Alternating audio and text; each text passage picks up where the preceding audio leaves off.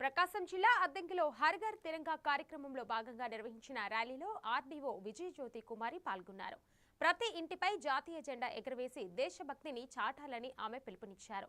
భారతదేశం ప్రపంచంలోని అతిపెద్ద ప్రజాస్వామ్య దేశమని, భిన్నత్వంలో ఏకత్వమే మన బలమని పేర్కొన్నారు. అధికారులు, సచివాలయ సిబ్బంది, విద్యార్థులు ర్యాలీలో పాల్గొని ప్రజల్లో జాతీయ జెండాపై అవగాహన కల్పించారు. కాబట్టి ప్రతి ఒక్క పౌరుడు కూడా ఓటు వచ్చిన తర్వాత ఓటు ఖచ్చితంగా వినియోగించుకోవాలి. అంటే 100%కి 100 మంది ఎలక్టర్స్ ఉంటే, ఓటర్స్ ఉంటే 100 మంది ఓటేస్తేనే ఖచ్చితమైన నాయకుడు ఎన్నికవుతాడు. లేదు ఒక 50 మంది, 60 మంది, 40 మంది అనేక పీఠికలు ఉన్నాయి, 12 పీఠికలు ఉన్నాయి, అట్లానే అనేక రకమైన ఆర్టికల్స్ ఉన్నాయి.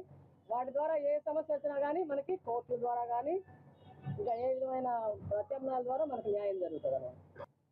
అర్థమైందా? అనేక మంది త్యాగధనులు వాళ్ళ ప్రాణాలను అర్పించి మనం ఈ స్వాతంత్రం తెచ్చుకున్నాం.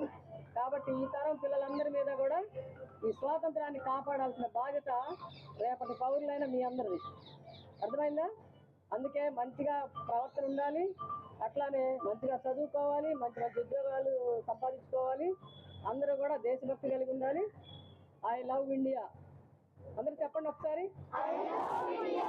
భారతదేశం మాతృభూమి. మీరు రోజు ప్రతిజ్ఞ చేస్తున్నారు కదా, దాన్ని గౌరవించడం మన కర్తవ్యం. కాబట్టి అందరూ కూడా దేశభక్తి కలిగి ఉండాలా, అట్లానే యూనిటీగా ఉండాలా, ఐకమత్యంగా ఉండాలా, మంచిగా చదువుకొని మంచి పౌరులుగా ఉండాలి. ఓకేనా? ఇంటింటికి అది